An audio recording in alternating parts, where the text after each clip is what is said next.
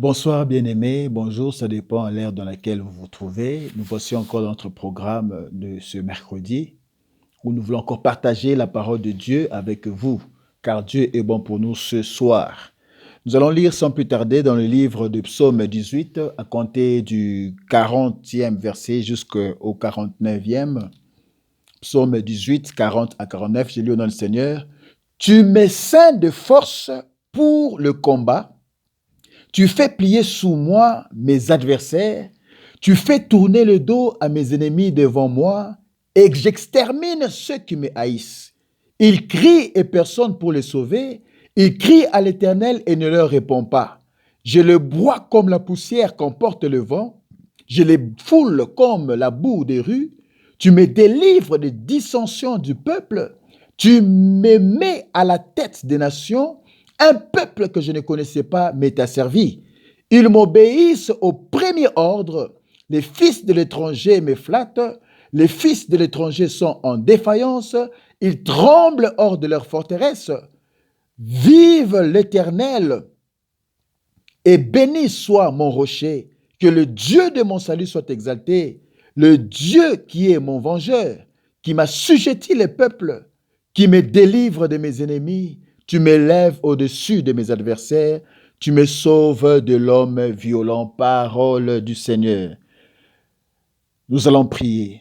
Seigneur, Père, nous te recommandons ces précieux instants en tes bonnes et saintes mains. Parle-nous ce soir, parle à ton peuple et tous ceux qui nous suivent présentement. Que ton Saint-Esprit nous aide. Saint-Esprit, oint d'huile ma tête et que ma coupe déborde. Donne-moi une langue exercée pour soutenir ton peuple au moyen de la parole. Ensemble, faisons ce travail et glorifie une fois de plus ce soir le nom de Jésus-Christ. Je ramène toute pensée captive à l'obéissance de Christ. Règne en Seigneur Jésus durant ce moment de partage. Dans le nom puissant de Jésus, nous t'avons ainsi prié. Amen. Bien-aimés, le thème de notre message ou notre exhortation ce soir, nous l'intitulons « Le combat de la vie pour votre solution ». Le combat de la vie pour votre solution. Nous venons de lire un passage important. Ce passage, ça nous parle de David. C'est le psaume de David. David qui était en train de faire cette prière ou de déclarer ce psaume en disant que l'Éternel, tu me ceins des forces pour le combat. La vie est un combat. Pour réussir dans la vie, nous avons besoin de la force. C'est pourquoi David, ici, dans ce combat qu'il est en train de relater, c'était un combat physique. C'était un combat face aux ennemis, aux personnes qui s'élevaient contre David. C'était un combat face aux nations, à ceux-là qui combattaient David pour pouvoir les assujettir. C'était un combat du corps à corps, c'était un combat physique. Voilà pourquoi il avait fait ces psaumes pour dire à l'Éternel que l'Éternel le ceint des forces pour le combat. Parce que s'il n'avait pas de force, il pouvait vaincre ces nations, il pouvait vaincre les ennemis qui étaient tout autour de lui. Voilà pourquoi il a fait ce psaume, pour déclarer combien Dieu le ceignait de force pour le combat. Mais nous, ce soir, le combat dont nous parlons, c'est le combat de la vie. Pour avoir la solution, ce n'est pas un combat charnel. Ce n'est pas un combat face à nos êtres humains. Ce n'est pas un combat face à nos frères ou à nos sœurs. Ce n'est pas un combat charnel. Alléluia. Nous l'amenons plus dans un cadre spirituel pour énoncer certains principes que nous voulons voir encore ce soir. Le combat qu'effectuait David, c'était un combat charnel. Pourquoi charnel? Parce que c'était des ennemis réels physiques. Par rapport à la nation Israël, Israël était environné des ennemis. Et voilà pourquoi David, il comptait sur Dieu pour combattre cela. Alléluia. Mais nous voulons amener ce combat dans un angle purement spirituel parce que la vie chrétienne, c'est une vie aussi de combat. Et même dans la vie normale, courante, c'est un combat. Voilà pourquoi il y a un adage qui dit que la vie est un combat. Donc, il n'y a rien de facile dans la vie. Ce soir, nous parlons du combat de la vie pour votre solution. Alléluia. David, dans ce psaume, déclare que Dieu lui ceint de force pour le combat. Cela revient à dire que la première activité pour réussir dans le combat, c'est la force. Même dans la vie courante, même dans la vie spirituelle, la première activité pour réussir dans le combat, il vous faut la force. Sans la force, personne ne peut vaincre dans ce combat. Alléluia. Si vous n'avez pas de force, il sera quasiment impossible que vous puissiez vaincre dans ce combat de la vie. Alléluia.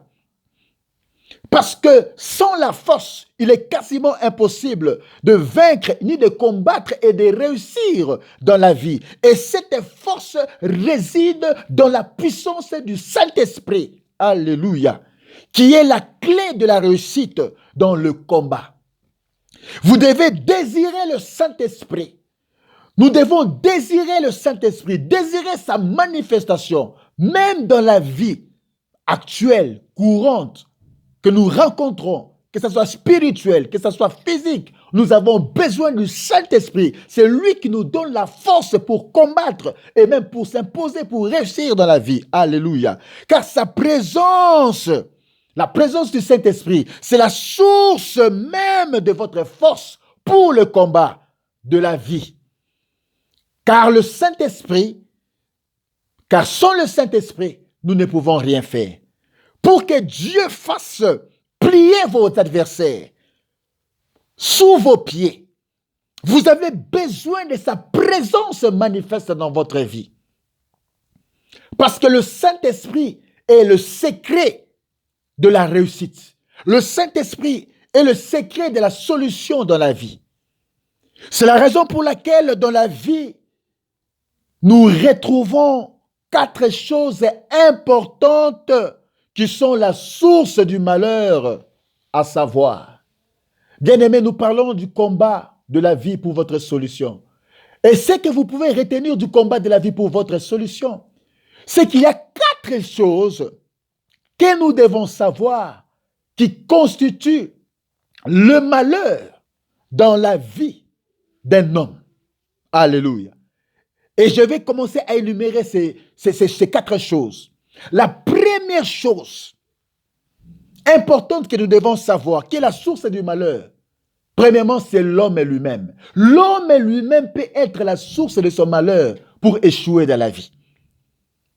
Vous pouvez être vous-même la source du malheur pour avoir l'échec dans la vie. L'homme lui-même est la première source du malheur dans sa vie.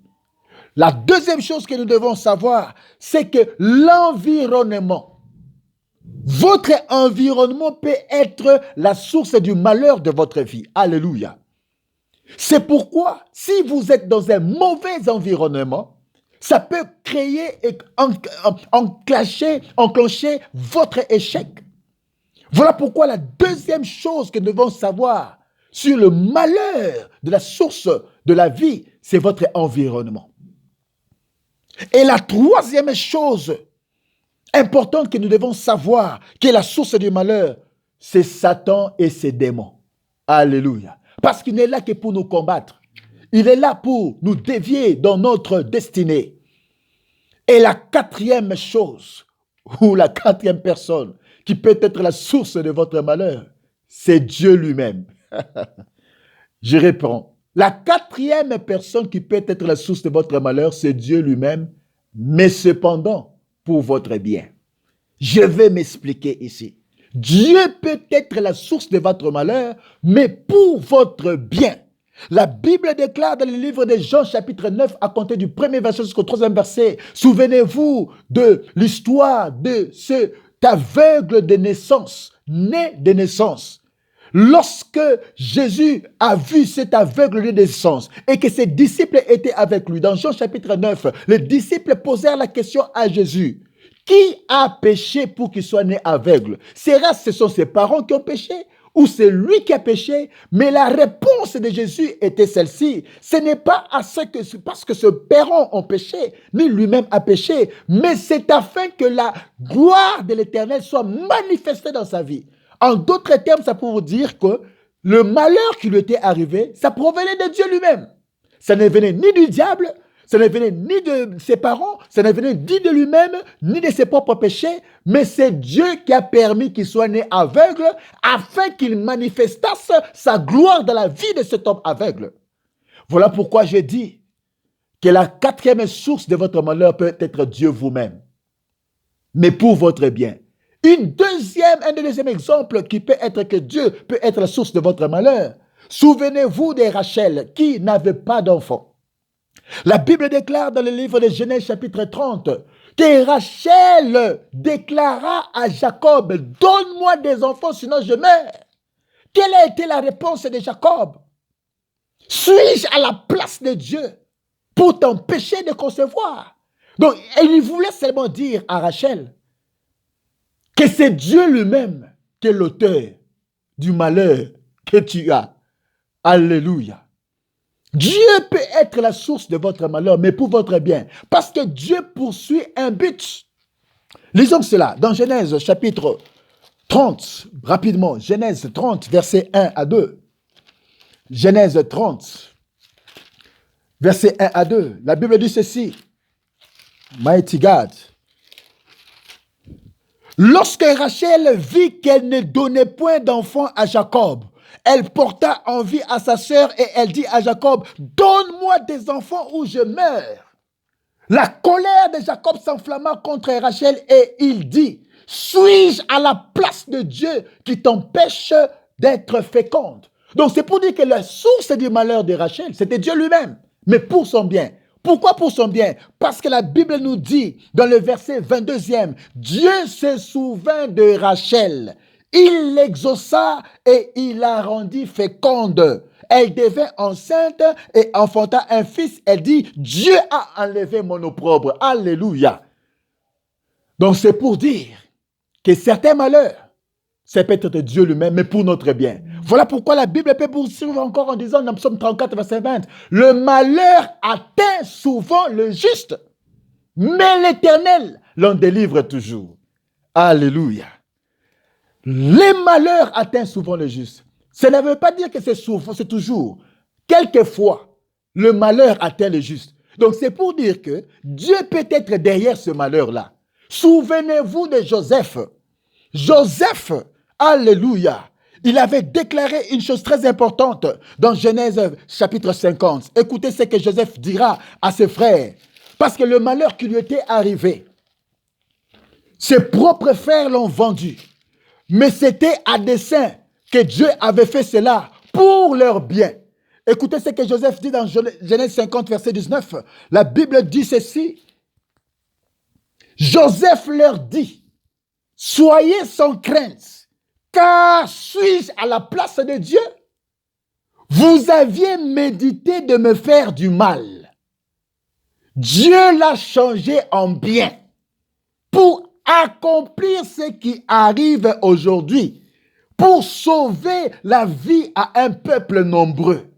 Soyez donc sans crainte. » Donc c'est pour dire que le malheur qui était arrivé à Joseph, c'était Dieu lui-même, mais pour son bien. Parce que Dieu avait déjà planifié qu'il arrivera un temps où la sécheresse va entrer. Et pour sauver Jacob, sa descendance, il a fallu que Joseph soit vendu et qu'il soit amené en Égypte pour que lorsqu'arriva la sécheresse, que Joseph puisse prendre en charge de sa famille. Alléluia. Voilà pourquoi ne vous inquiétez pas de certains malheurs qui vous arrivent.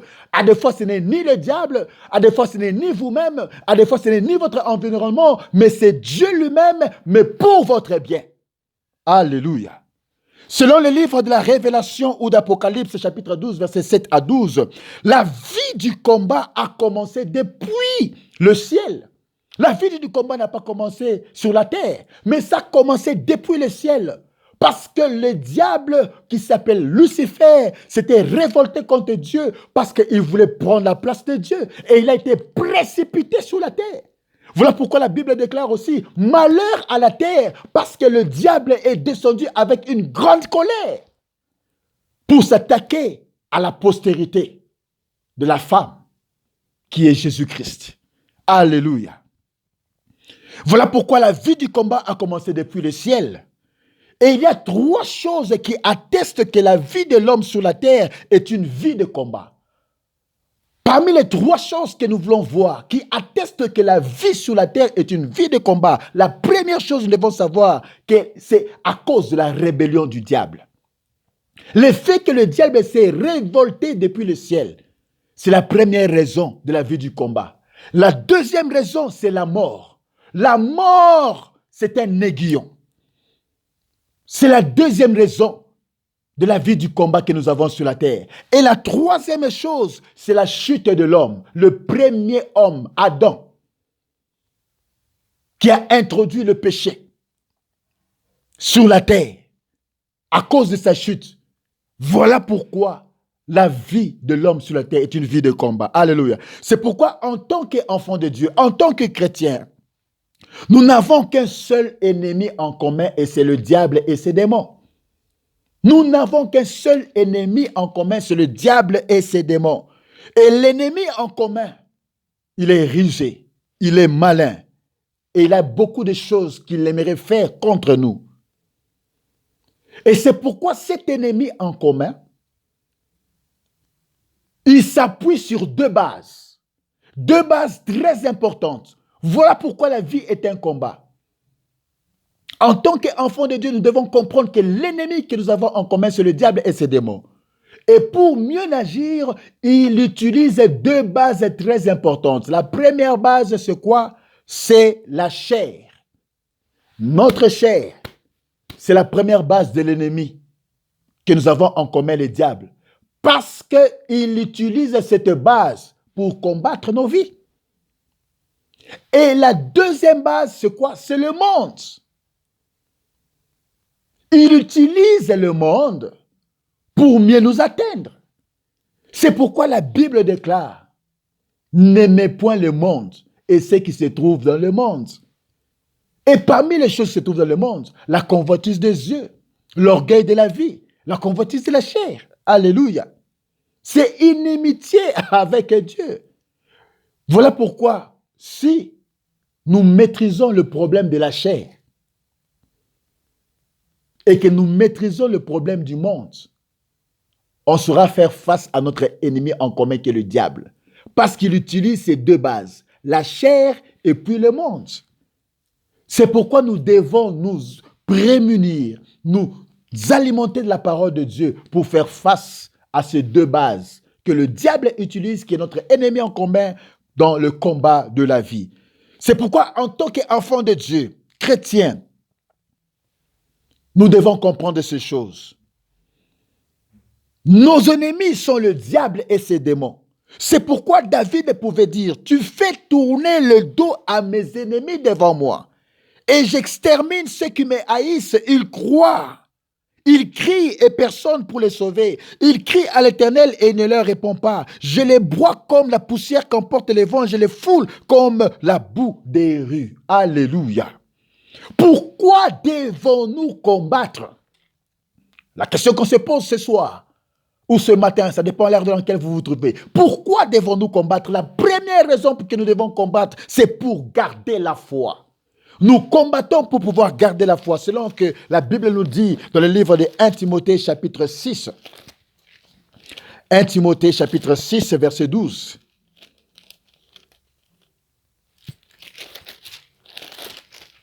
1 Timothée, chapitre 6, verset 12. La Bible dit ceci.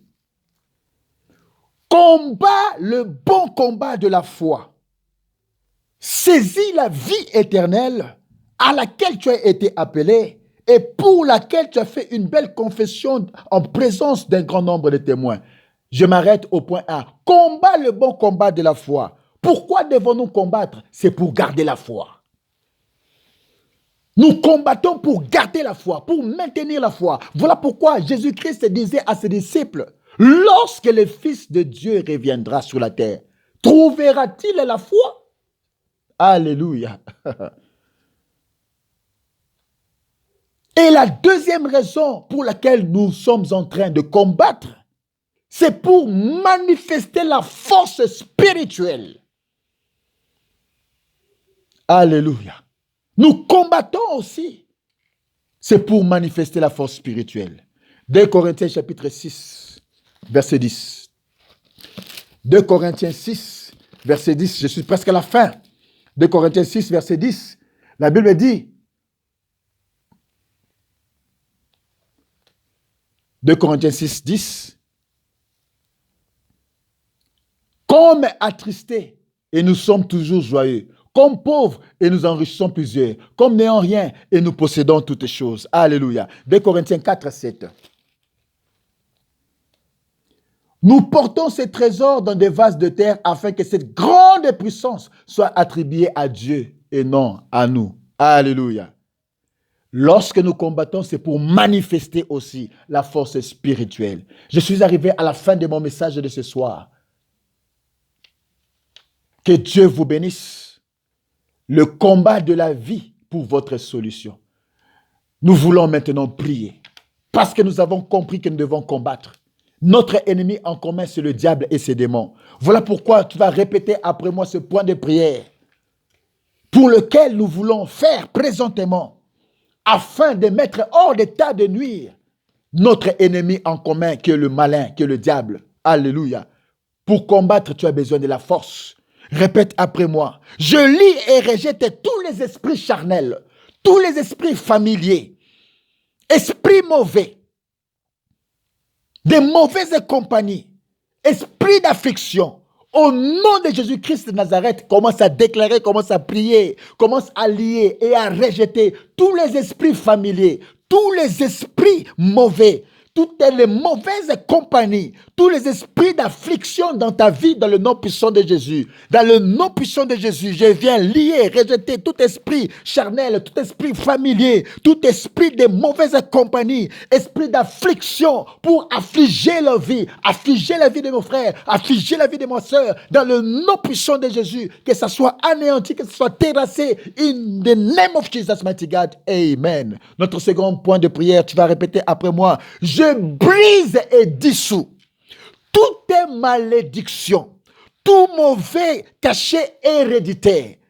Je les brise, tout mauvais désir et vœu sur ma vie, au nom de Jésus-Christ de Nazareth, commence à déclarer, à prier, commence à briser et à dissoudre toutes les formes de malédiction, que ça n'ait point place dans votre vie, tout mauvais cachet héréditaire, tout ce qui est de l'hérédité qui est mauvais, qui est mauvais cachet, commence à détruire cela. Tout mauvais désir que vous avez dans votre corps, dans votre chair, commencez à le détruire. Le mauvais désir dans votre chair, c'est là où le diable commence à vous attaquer. Commencez à détruire cela dans le nom puissant de Jésus. Alléluia. Je brise et dissous toutes les malédictions, tout mauvais cachet héréditaire, tous les mauvais désirs et vœux sur ma vie, sur la vie de mon frère, la vie de ma soeur, dans le nom puissant de Jésus, que ça soit neutralisé, que ce soit brisé au nom puissant de Jésus. Alléluia. Notre troisième point de prière, répète après moi. Je combats tous les vœux sataniques qui sont contre ma vie, qui sont contre la vie de ma famille, qui sont contre mes projets. Tous les vœux sataniques contre mes projets, contre ma vie familiale, contre ma destinée, soit neutralisée maintenant dans le nom puissant de Jésus. Allez, commence à déclarer au nom de Jésus. Je combats tous les vœux sataniques, tout ce que le monde de ténèbres souhaite, tout ce que le monde souhaite désire, tous ces vœux sataniques soient anéantis et détruits dans le nom puissant de Jésus-Christ. Tous ces vœux sataniques contre ma famille soient neutralisés au nom de Jésus. Tous ces vœux sataniques contre mon foyer soient neutralisés au nom de Jésus. Tous ces vœux sataniques contre mes projets, contre les projets de mon frère, de ma soeur qui me suit présentement et qui est en prière, soient neutralisés au nom puissant de Jésus-Christ. Alléluia. Répète après moi, je combats tout sacrifice satanique. Nous tendons vers la fin de l'année, il ne nous reste plus que 3 mois. Tout sacrifice satanique, dans le nom puissant de Jésus-Christ de Nazareth, soit neutralisé, soit anéanti dans le nom puissant de Jésus-Christ. Alléluia. Commence à neutraliser tout sacrifice satanique au nom puissant de Jésus. Que ça soit neutralisé, que ça soit anéanti. Je neutralise tout sacrifice satanique au nom puissant de Jésus, dans la vie de mon frère, dans la vie de ma soeur, car nous tendons vers la fin de l'année et il ne nous reste plus que 3 mois. Tous ces mauvais sacrifices soient neutralisés dans le nom puissant de Jésus-Christ. Alléluia. Répète après moi, j'annule et je rends sans effet toutes les commandes faites par les puissances des ténèbres contre ma prospérité au nom puissant de Jésus-Christ. Allez, commence à annuler et commence à rendre sans effet toutes les commandes faites par les puissances sataniques contre votre prospérité dans le nom puissant de Jésus. Alléluia. Je viens annuler, je viens rendre sans effet toutes les commandes faites par les puissances sataniques contre mon frère, ma soeur ce soir, contre sa prospérité, que ça soit neutralisé, que ce soit broyé, que ça soit calciné dans le nom puissant de Jésus-Christ. Amen. Notre 7e point de prière et dernier point de prière. Répète après moi. Pauvre diable, je te débarrasse de la clé de mes percées dans le nom puissant de Jésus-Christ. Pauvre diable, je te débarrasse de la clé de mes succès dans le nom puissant de Jésus-Christ. Allez, commence à déclarer au nom de Jésus. Commence à te débarrasser des clés de son succès. Réponse à ravir cela de la main du malin. Pauvre diable qu'il est. Je te débarrasse de la clé de succès de mon frère. Je te débarrasse de la clé de succès de ma soeur. Présentement dans le nom puissant de Jésus. Toutes les clés de succès de mon frère et de ma soeur. Entre tes mains, pauvre diable, je viens l'arracher au nom puissant de Jésus-Christ. Je viens l'arracher au nom puissant de Jésus-Christ. Que tu sois même bredouille dans le nom puissant de Jésus-Christ. Je viens ravir entre tes mains la clé du succès de mon frère et de ma soeur, la clé du succès de sa santé, la clé du succès de sa prospérité dans le nom puissant de Jésus-Christ. Ainsi nous avons prié. Amen. Commence à déclarer la victoire, à déclarer le succès dans ta vie, dans ce combat de la vie. Alléluia. Parce que tu as besoin de la force. Demande la force du Saint-Esprit à tout moment pour que tu restes toujours éveillé et attentionné dans ce combat de la vie. Que Dieu vous bénisse et qu'il soit le sujet de votre joie et la réussite et le succès soit votre partage. N'oubliez pas, désirez la force, parce que sans la force, on ne peut combattre. David a dit, tu me ceins de la force, ceins-toi de la force du Saint-Esprit, et tout ira bien. On se retrouve à la prochaine occasion. D'ici là, portez-vous bien. Au nom de Jésus-Christ. Amen.